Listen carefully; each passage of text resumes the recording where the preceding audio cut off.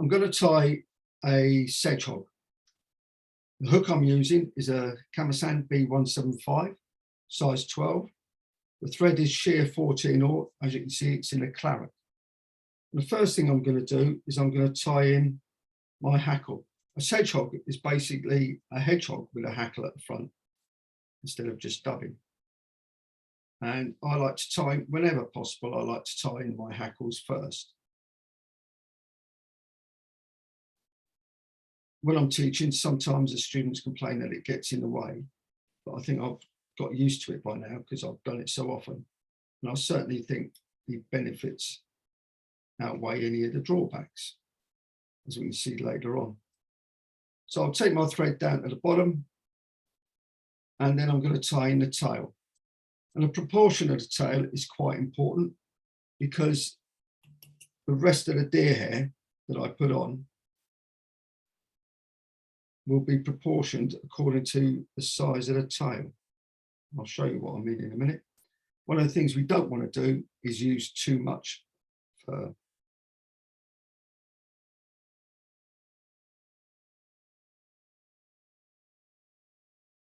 Okay, that's about right. And I'll tie that in, and I'll tie that in with a pinch and loop. I'll pinch it underneath, and now I'll pull down straight. Again, pinch and straight, and another one for luck. Okay. Now's the bit where I start trimming. It's quite important to do the trimming as much as you can, to tidy it up as much as you can as you go along. When I'm trimming, you'll notice I do most of my trimming from the top. The reason for that is quite simple, because then I'm less likely to cut through my thread, which is always a laugh.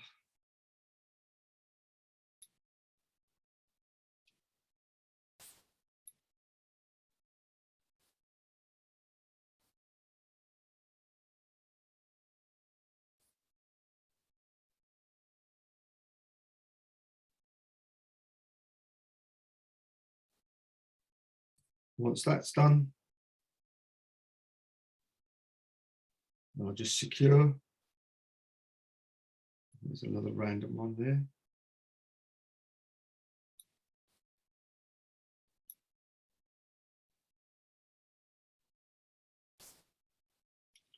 And now I'm going to put on my dubbing. And for the dubbing, I'm going to use seal's fur in a light claret.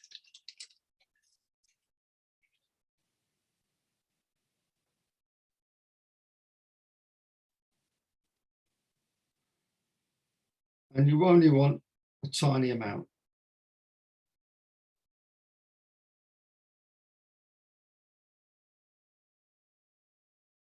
Try and get as thin a noodle as possible.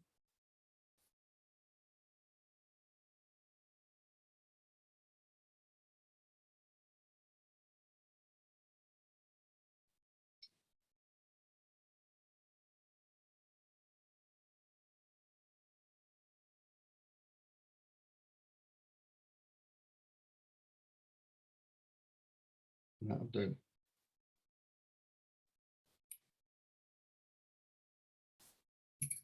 I like to trim as I go along. And now I'm going to tie in the next part of my hair. I always found a good tip is if you get some hair that's suitable for a particular fly, then just write it on. And that way, when you come to root through your patches later on, you'll know exactly which ones you want to get hold of.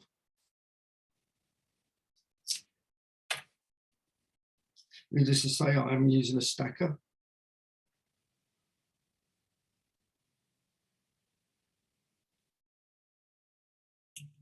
My stacker has rubber.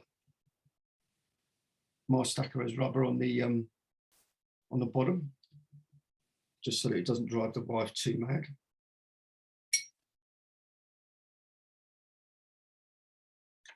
Trim off some of it.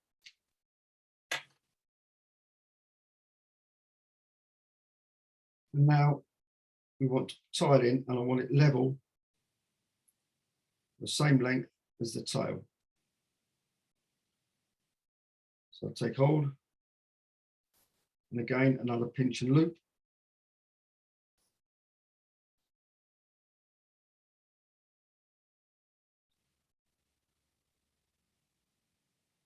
And again, I'm going to trim the waist.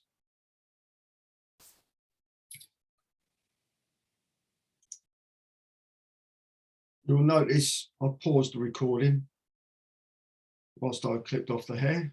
I didn't want this subject you to that mundane stuff.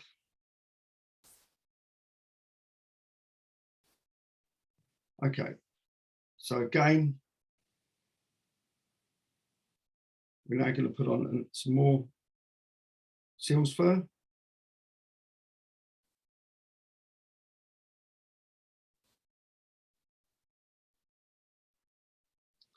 Again, try and get the needle as thin as possible.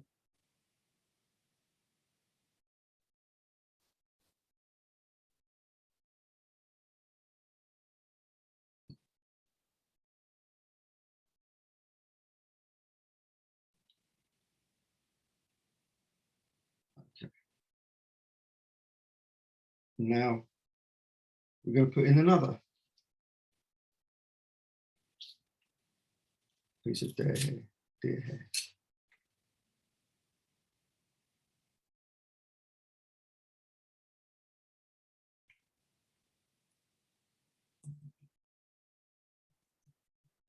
Trick I find with deer hair, certainly what's helped me, is not trying to do too much at once. I'd rather have smaller bunches, but more of them, than trying too big a bunch at once.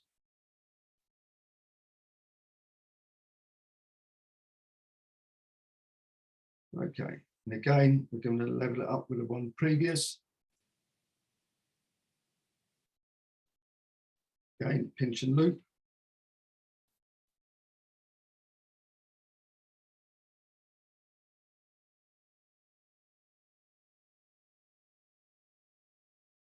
And again, we're going to start trimming.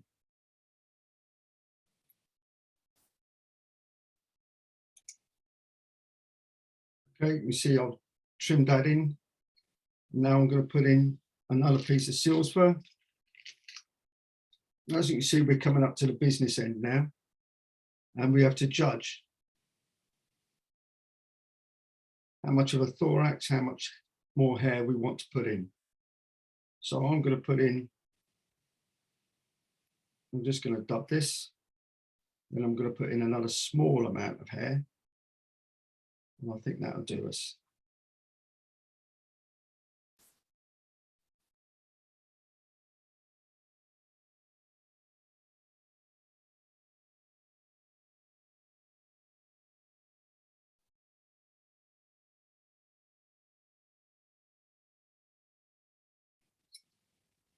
So another small clump of hair, smaller than the ones I've been doing so far.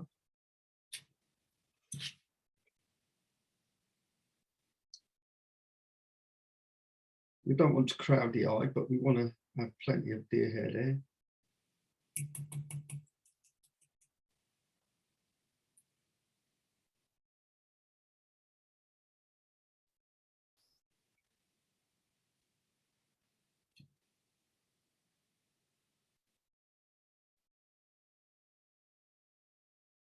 Again,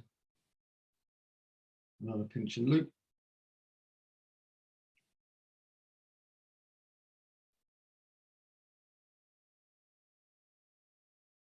And again,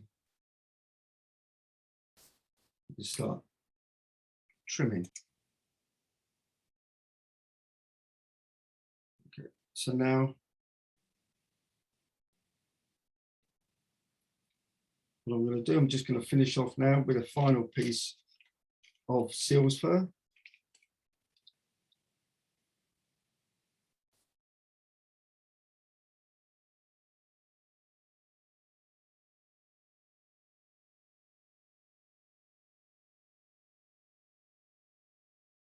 just enough to cover the base of that deer hair.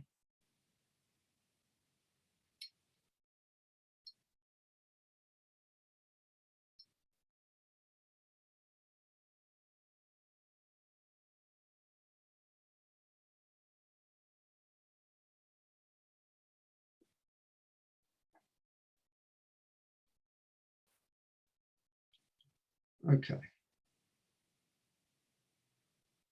Now I'm going to wind on the hackle. You see, this is where the advantages of putting in the hackle first are, insofar as that it's already secure and in place, and it also makes it a lot easier for me to judge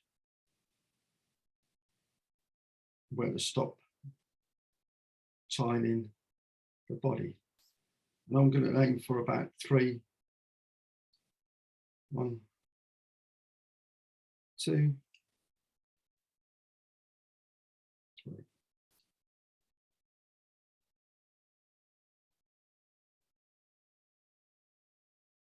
Now I'm going to secure.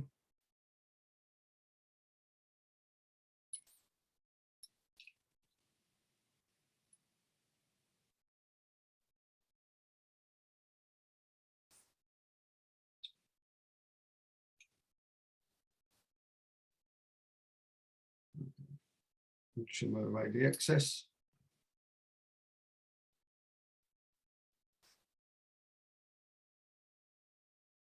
And whip finish.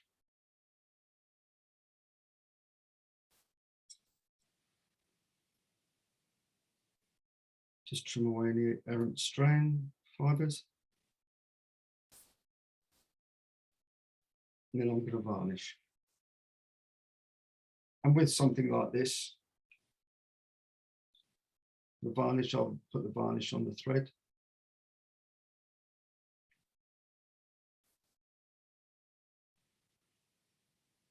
And then whip finish.